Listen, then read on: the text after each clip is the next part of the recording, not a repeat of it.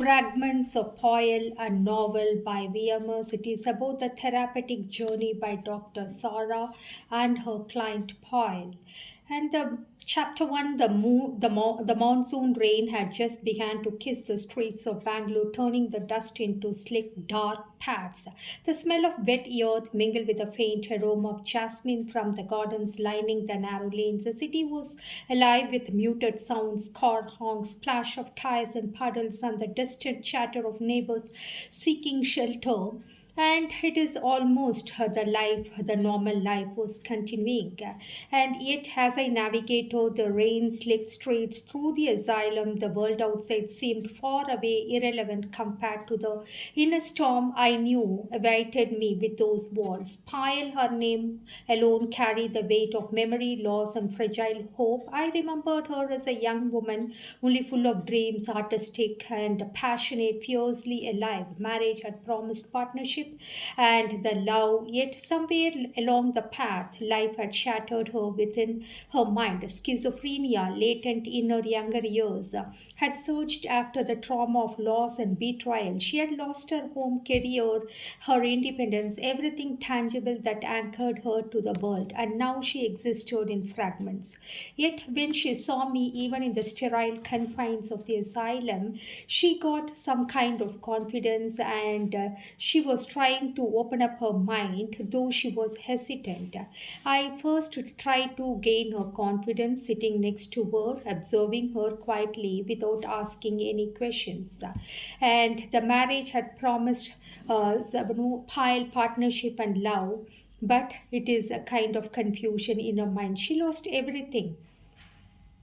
I reached the heavy double doors of the facility, greeted by the antiseptic smell and the muffled hum of voice behind locked doors. Pyle sat by the window, fingers tracing invisible patterns on the faded blue gown she wore. Her hair, once glossy and lively, now fell in thin strands over her shoulder. She looked up as I entered, her gaze holding a flicker of a girl she had once been. Dr. Sarah, she whispered, her voice barely carrying above the hum of the fluorescent lights. I remember painting sunset by the lake, but it feels so far away. I knelt beside her chair, careful not to startle her.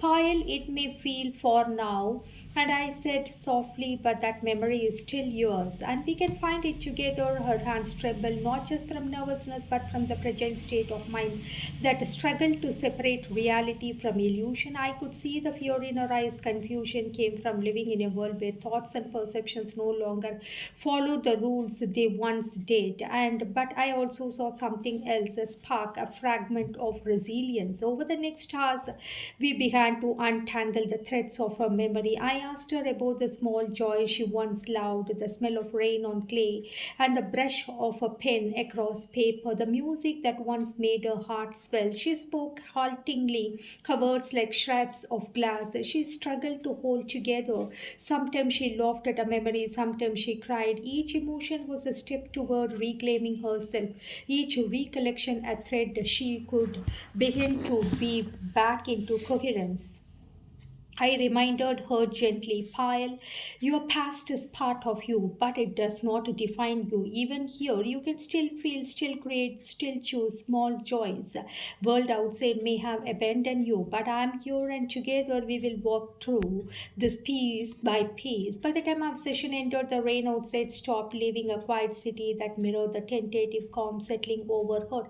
She watched me leave with a faint smile, fragile but real, and I carried that smile with me as I walked back into the streets, slick with rain and reflection. Paul's journey would not be easy. Schizophrenia did not allow for instant recovery, and the path ahead was littered with challenges. But as I looked back at the asylum gate disappearing behind me, I knew this was the beginning of something vital, reclamation of the life, though the thought lost one memory at a time. And next, the life she lost. The second chapter, Asylum had its own rhythm, a monotonous cadences of footsteps, muted voices, distant clang of doors. It within its controlled environment, memories have a way of slipping through. Even when the present feels locked and unreachable, Pile sat across from me, her eyes tracing the pattern of cracks in the floor tiles. For a moment, I almost believed she had no words left for the world. Then, slowly, softly, she began to speak. I used to paint, she said, almost to herself, not like for anyone else, just for me. Sunsets, rivers, and city streets. I used to lose myself in it. And music. Oh, Dr. Sarah, I would play my sitar for hours. The sound it made me feel infinite. Her words were tentative, scattered like pieces of puzzle.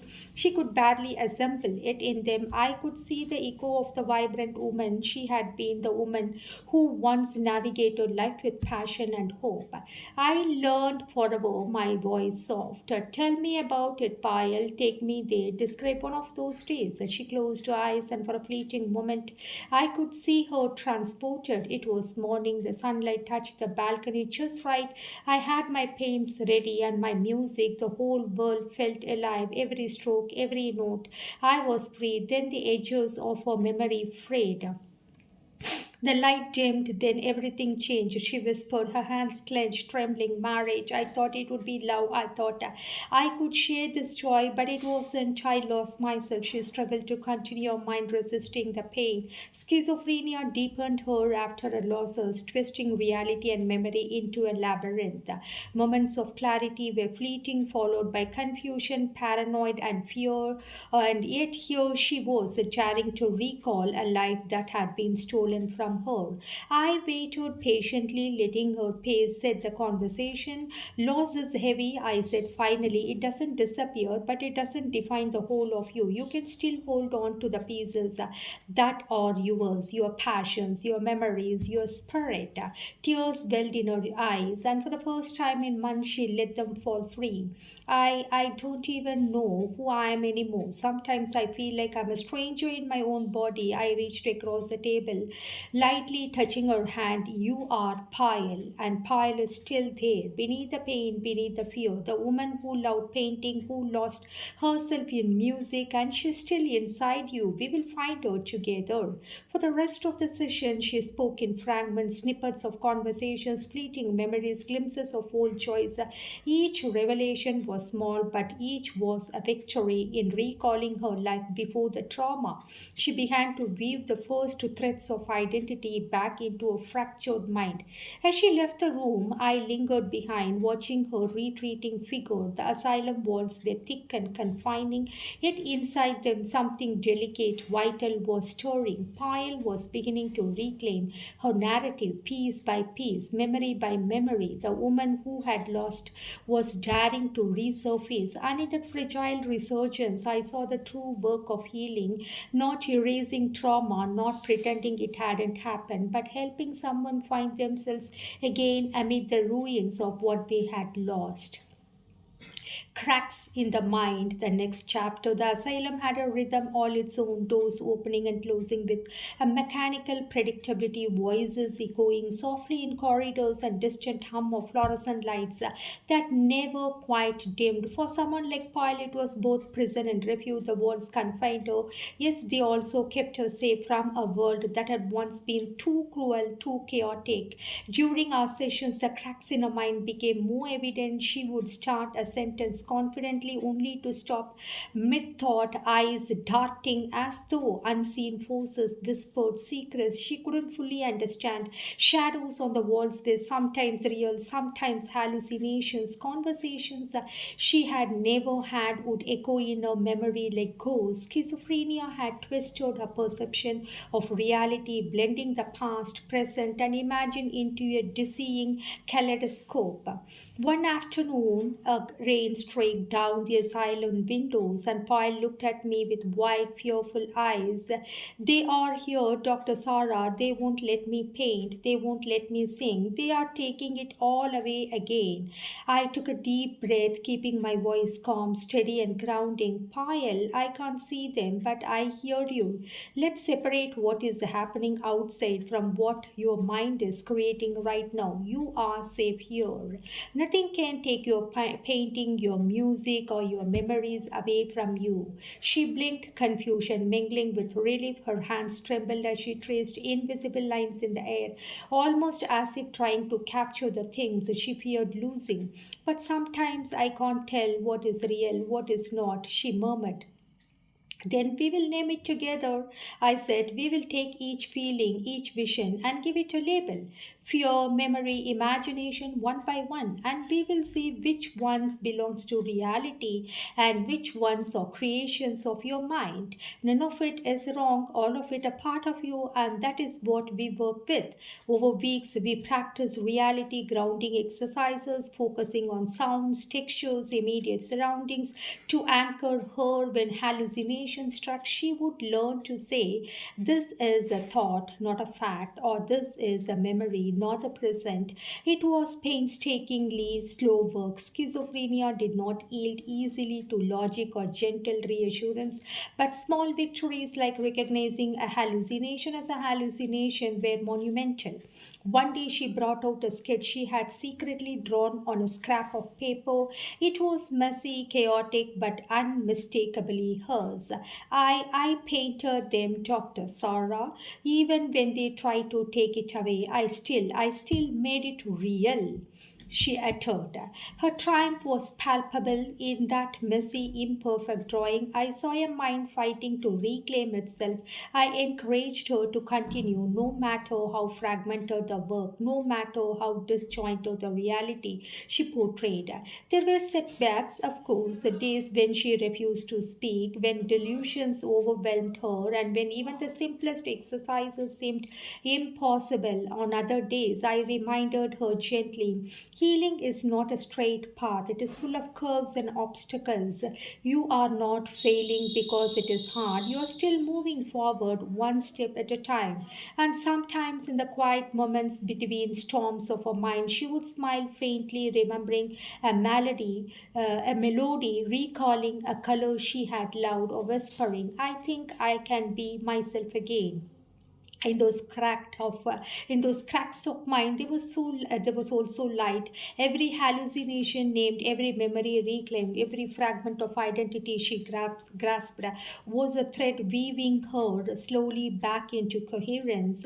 And as a psychologist, I realized that our work was not about erasing the illness, it was about helping her to navigate it, guiding her to survive, and to reclaim the parts of herself that schizophrenia had tried to bury.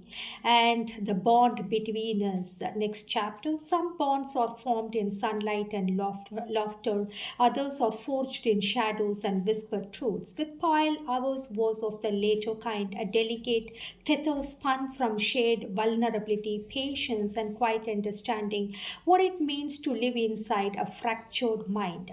She arrived that morning with her usual tentative gait, her eyes scanning the room as though measuring the distance between safety and fear. The asylum, with its rigid routines and sterile walls, she could have been suffocating, but in our sessions, a small space of trust that had carved one way she could speak, falter, and even dream again. Dr. Sarah, she began, voice trembling. I was afraid I will lose you too. I reached across the table, lightly touching her hand. The gesture was simple, professional, yet profoundly grounding.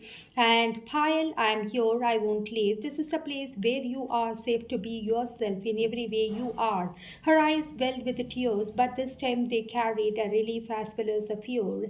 I can feel it. Sometimes I feel whole when I see you. Even for a moment, I remember me. I smile gently. That moment is enough. That moment is real, and that is yours. We can build more moments like this together, little by little. Payal. In the weeks that followed, our sessions took to the new rhythm. She would arrive hesitant, sometimes clutching a small notebook or scraps of paper with sketches and fragments of poetry she had written in secret. Her trust in me allowed her to reveal pieces of herself that the asylum walls had tried to contain. We laughed quietly at the absurdities her mind conjured, cried over the memories that haunted her, and sat in silence when words failed.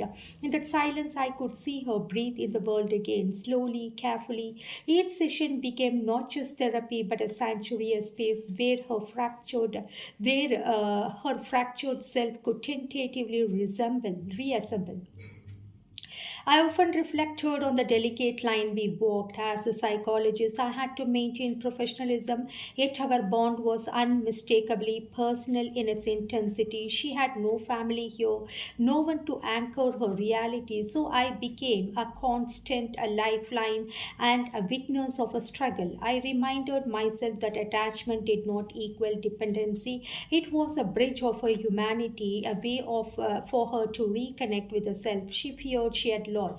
One afternoon, as the rain streaked and the window panes again, she looked at me holding a crumpled sketch of a bird. Do you think I could ever be free like this bird?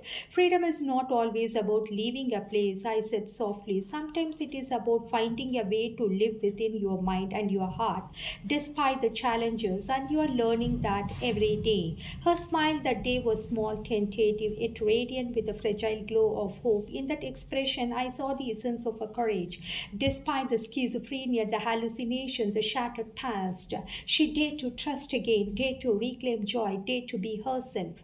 The bond between us was not a cure, not a guarantee of recovery, but it was something just as essential, a mirror reflecting the woman she once was and could still be, a tether to reality, to care, and to the possibility of healing. And in witnessing her reclaim herself, I too was reminded why I had chosen this path, to see resilience even in the darkest corners of the mind and to nurture it until it could shine on its own.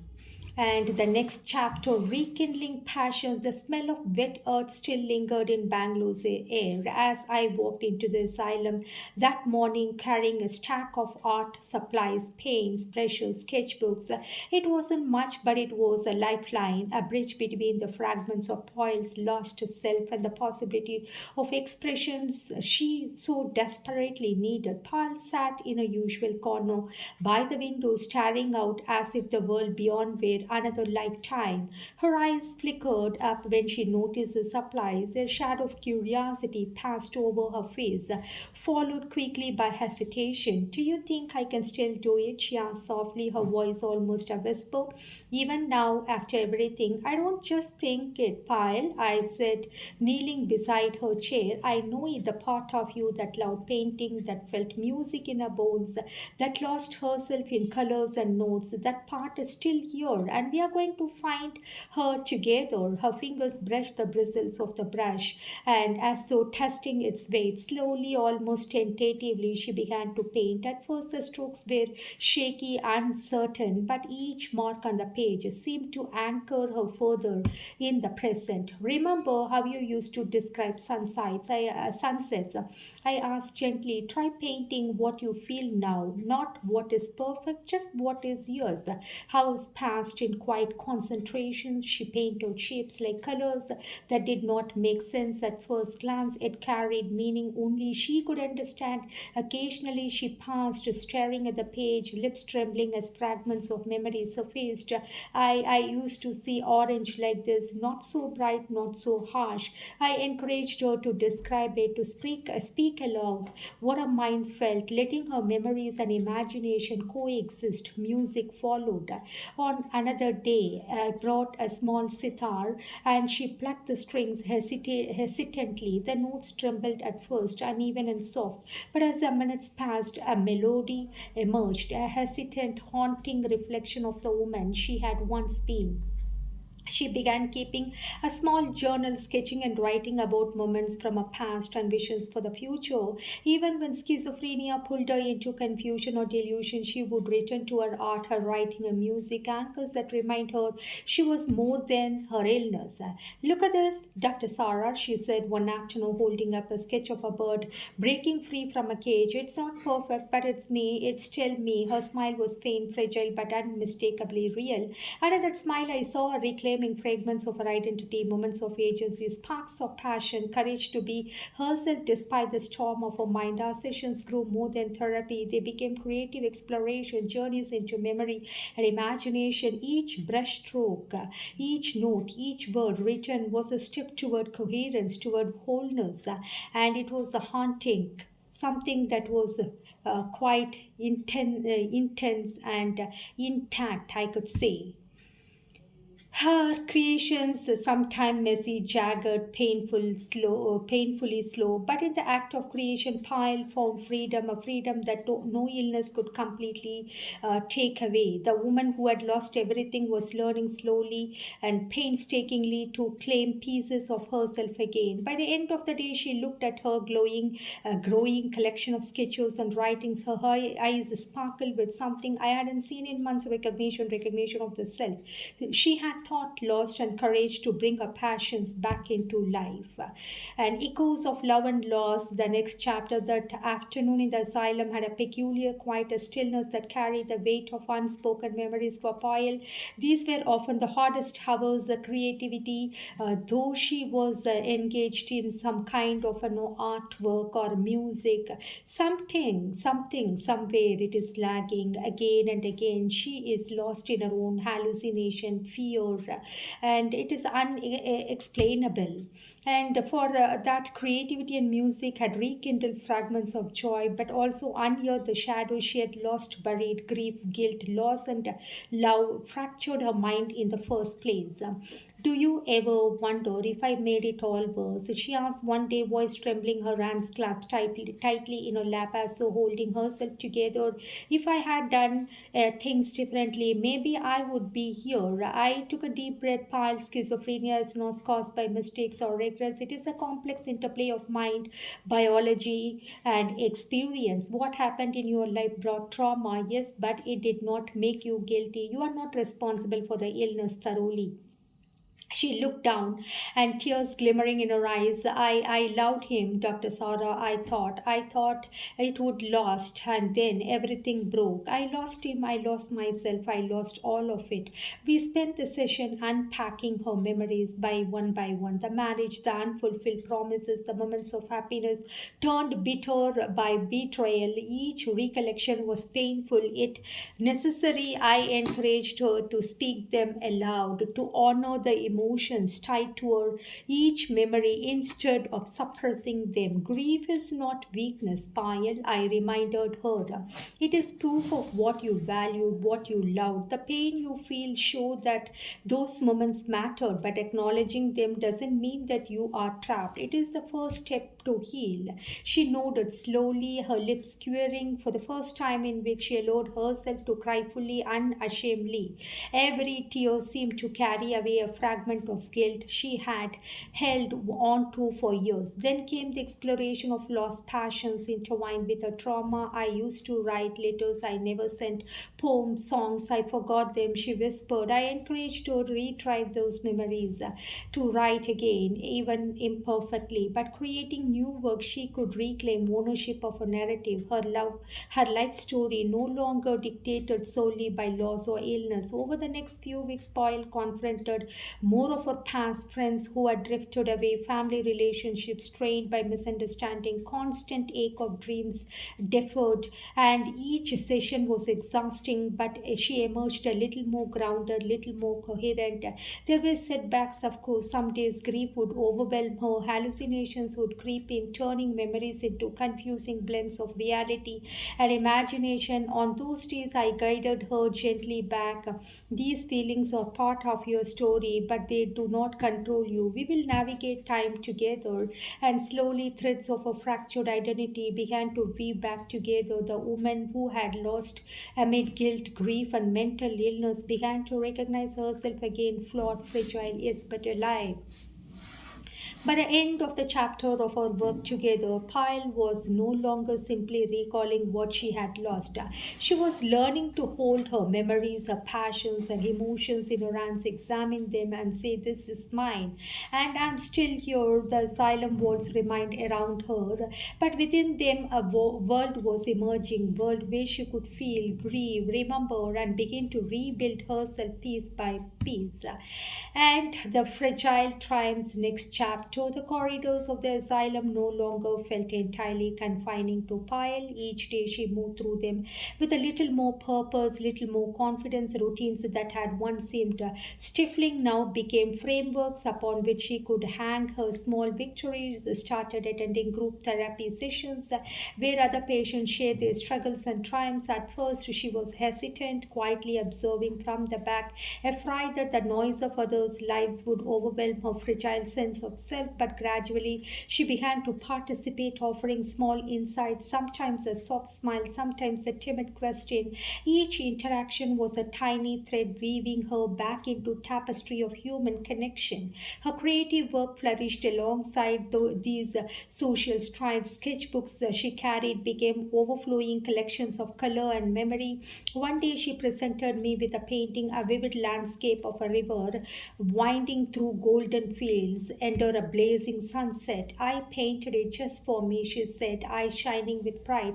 "Not for anyone else, just for me." We celebrated these moments, understanding that each other of creation was also an act of defiance against the chaos of schizophrenia. Each note of music played without hesitation, each poem written despite fear was a declaration: "I exist, I'm still here." She even began small tasks, independently organizing a corner of the common room, helping other patients find materials for art, setting her own daily routine. These might seem trivial to the outsider, but for someone whose mind had been fragmented, every step toward agency was monumental. And there were still dark days. Hallucinations could strike without warning, delusions would occasionally pull her into fear, the memories of trauma would resurface unbidden. Yet she no longer collapsed under these storms. Instead, she learned to ride them, to anchor herself with the skills and passions we had nurtured together.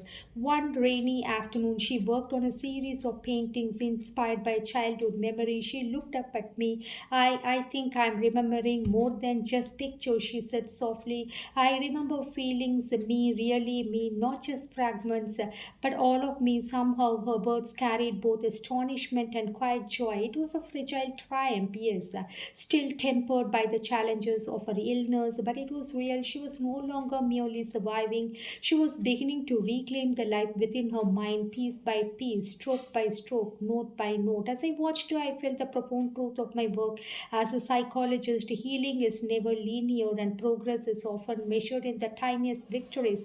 For Payal, every sketch completed, every melody played, every day she navigated the world with agency was a triumph, and these triumphs, though fragile, were the foundation upon which her new life would grow. By the time our session ended, the rain had ceased, leaving the city slick and gleaming outside the window. Payal packed her sketches carefully, and small smile tugging at her lips. It was a smile that had been absent for too long, a smile that spoke of hope, resilience, a woman beginning to stitch herself together from the fragments of loss and memory.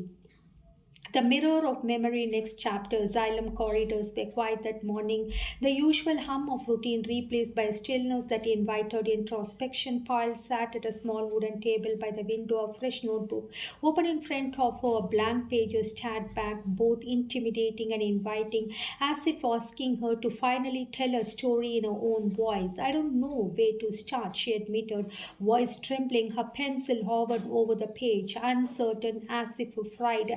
Words words might escape her entirely. Start anywhere, I encouraged. It doesn't have to be perfect. Just let your thoughts flow. This is your story, your memories, your passions, your pain. You can hold it all here. Slowly, she began to write, at first hesitant, then increasing confidence. Described a childhood, jasmine scented mornings, afternoons spent paintings and reading, and the first time she fell in love with music. Each memory she recovered was a thread pulled from the tangle of her mind, a fragment reclaimed from the fog of schizophrenia. As the days passed, her journal grew into a tapestry of past and present, reality and imagination. She wrote of her marriage, joys and betrayals, moments of her broken life, the sketched along the words, capturing colors, shapes, and emotions that could not be conveyed by letters alone. Music, notations, and appeared in margins, fragments of melodies, and that resurfaced after years of silence. One afternoon, she read a passage aloud to me. I was lost, and yet I'm here. I'm more than my fear, more than the shadows that haunt me. I'm fragments, yes, but my fragments that are mine. I could hold them together. And her voice wavered. There was the strength. There she was. She was beginning to integrate the piece of herself, acknowledging the trauma, embracing the passions, accepting the reality of her illness without letting it define her entirely. Journaling became a ritual, a mirror reflecting the woman she had been and the woman she was becoming. When hallucinations or delusions threatened to consume her, she would write them down, labeling them as separate from reality, a technique that helped her anchor herself. She even began sharing some entries during sessions, opening windows into her inner world with a bravery that had been unimaginable months before. The process was not flawless. Some memories surfaced in distorted fragments. Emotions overwhelmed her. Shadows of guilt, grief occasionally returned. Yet each of the time, she confronted these pieces and wrote them down. She reclaimed a portion of her narrative. She was no longer a passive observer of a fractured mind. She was an author of her own story. By the end of week, Payal held the notebook close to her chest, eyes shining with a quiet pride. It's not perfect, she said, but it's mine, all of it, all I can face it now. In that moment, I saw the profound shift that therapy, patience, and trust could create. Schizophrenia might always be part of her life, but it no longer had the power to erase her identity through memory, creativity, and reflection. Payal was learning to navigate her world, reclaim her passions, and integrate the fragmented pieces of herself into something coherent, meaningful, and resilient. The asylum remained her physical boundary, but in her journal, in her art, in her music, she had built a world she could fully inhabit, world that was both refuge and proof of a woman she still was and would continue to become. And finally, the glimpses of freedom. The spring air in Bangalore felt different that morning. Gentle, fragrant, full of possibilities. Paul stood by the window, notebook, sketches in hand, watching the world beyond the asylum wall for the first time in years. She did not see the outside as an unreachable dream. She saw it as a space she could one day navigate with agency and courage. She began small experiments in independence, simple routines like helping other patients with art supplies, arranging sketches, choosing their schedule, and feeling the sun on her skin, the breeze carrying the scent of wet earth and flowers she had forgotten. I never thought I would feel like this again, she said one afternoon, holding a freshly painted canvas, like I can breathe, like I can belong to myself. Voice carried more strength than I had heard in months. In her art, music, journal, she was no longer merely surviving schizophrenia. She was asserting her presence, reclaiming her narrative, reconnecting with the passions that defined her. The fragments unite to the final session of her intensive period together felt different.